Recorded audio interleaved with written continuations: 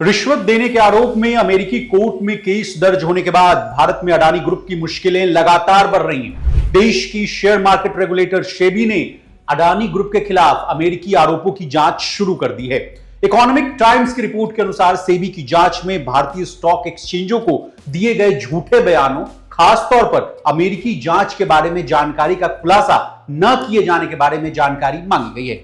अब क्या है पूरी खबर? सेबी ने स्टॉक एक्सचेंजों से भी जानकारी मांगी है या नहीं? इसके अलावा सेबी ने केन्या में एयरपोर्ट विस्तार की डील रद्द किए जाने के मामले को लेकर भी सवाल जवाब किया है या नहीं? बताएंगे सब कुछ आज की इस डिटेल रिपोर्ट में। नमस्कार, आप देख रहे हैं लोकमत हिंदी का स्पेशल शो मनी टॉक और मैं हूं आपके साथ विशाल शर्मा।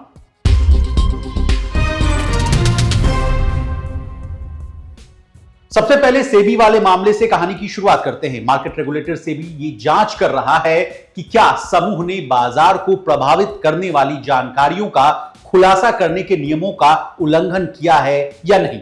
इसके अलावा सेबी ने अडानी ग्रुप से स्पष्टीकरण भी मांगा है। सेबी ने केन्या में एयरपोर्ट विस्तार की डील रद्द किए जाने और अमेरिका में केस को लेकर जवाब मांगा है।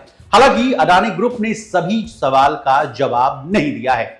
इटी की यानी इकोनॉमिक टाइम्स की रिपोर्ट के मुताबिक सेबी ने स्टॉक एक्सचेंजों के अधिकारियों से भी जानकारी मांगी है। इसमें पूछा गया है कि क्या अडानी ग्रीन एनर्जी लिमिटेड घूसखोरी के आरोपों में अमेरिकी न्याय विभाग की जांच का पर्याप्त जवाब यानी आंसर देने में नाकाम रही या नहीं।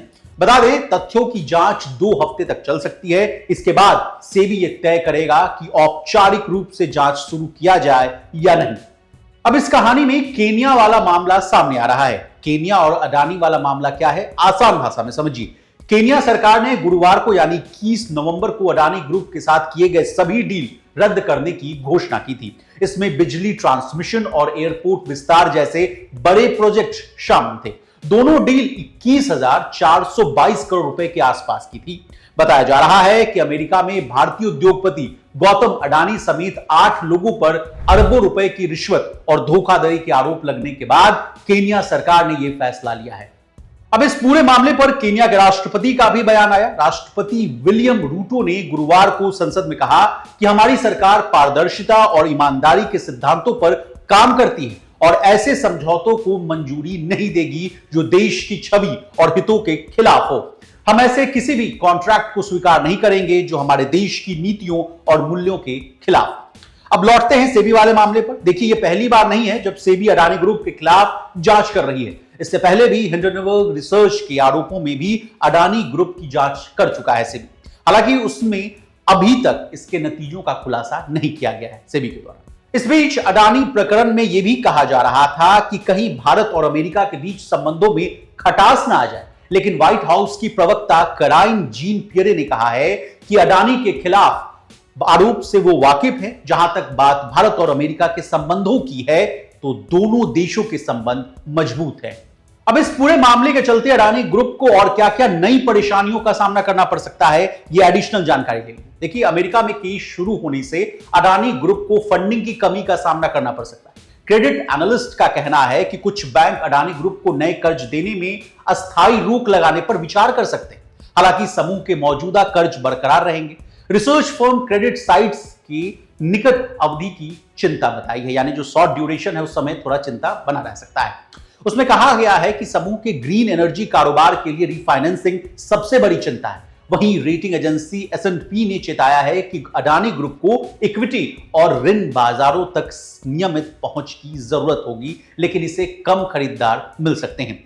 घरेलू, अंतरराष्ट्रीय बैंक और बॉन्ड निवेशक अपना निवेश सीमित कर सकते हैं। यानी तमाम तरह की चुनौतियां अब अडानी ग्रुप को फेस करनी पड़ सकती है। अब जिस मामले से इतना हो हल्ला हो रहा है वो मामला क्या है, आसान भाषा में समझिए। देखिए, रॉयटर्स के खबर के अनुसार गौतम अडानी समेत 8 लोगों पर रिश्वत देने का आरोप लगा है। रिपोर्ट की माने तो उन्होंने भारतीय अधिकारियों को करीब 25 करोड़ डॉलर, यानी करीब ये भारतीय रुपए में अगर आप इसको कन्वर्ट करेंगे तो ये आंकड़ा जो है 2029 करोड़ रुपए के आसपास का आता है, उतनी की रिश्वत की पेशकश का आरोप लगाया। यह आरोप न्यूयॉर्क में लगाया गया है। आरोप के मुताबिक साल 2020 से लेकर 2024 तक यह कांड किया गया। इस मामले में अडानी ग्रुप के चेयरमैन गौतम अडानी के अलावा 7 और लोग शामिल हैं। रिपोर्ट के अनुसार अडानी की एक कंपनी को 8 गीगावाट रिन्यूएबल एनर्जी भारत सरकार की solar energy corporation of India को सप्लाई करने का कॉन्ट्रैक्ट मिला था। केंद्र सरकार सौर ऊर्जा से बनी इस बिजली को राज्यों को बेचती। हालांकि केंद्र सरकार को इसके लिए खरीदार नहीं मिले और यह सौदा आगे नहीं बढ़ सका। इसके बाद अडानी ग्रुप ने अधिकारियों को कथित तौर पर घूस देना शुरू किया ताकि वह कंपनी को एनर्जी सप्लाई के कॉन्ट्रैक्ट्स दिला सके। रिपोर्ट के अनुसार इस सौदे के तहत अडानी ग्रुप को 20 साल में करीब 2 अरब डॉलर का, यानी अगर भारतीय रुपए में देखें तो यह आंकड़ा 17 से 18,000 करोड़ रुपए के आसपास का है, उतनी का प्रॉफिट होना तय माना जा रहा था। बता दें, अडानी के खिलाफ यह आरोप जस्टिस डिपार्टमेंट ने लगाया है, अमेरिकी जस्टिस डिपार्टमेंट। इस मामले में एक औपचारिक लिखित शिकायत पत्र दाखिल किया गया है। इसके बाद जो है गौतम अडानी और उनके भतीजे सागर अडानी के खिलाफ अरेस्ट वारंट भी जारी किया जा चुका है। हालांकि अडानी ग्रुप ने केवल इसे निराधार ही नहीं बल्कि इन आरोपों को दरकिनार करते हुए कहा कि हम इस संबंध में हर संभव कानूनी विकल्पों की मदद लेंगे और आगे इस मामले पर ध्यान देंगे। अब हमने आपको अडानी ग्रुप के मामले, सेबी की जो जांच है वो और अमेरिका में जो कांड हो रहा है उसके बारे में तमाम जानकारियां दे दी। इसी तरह देश, दुनिया और बिजनेस जगत से जुड़ी तमाम ताजा तरीन खबरों के लिए बने रहिए हमारे साथ, देखते रहिए लोकमत।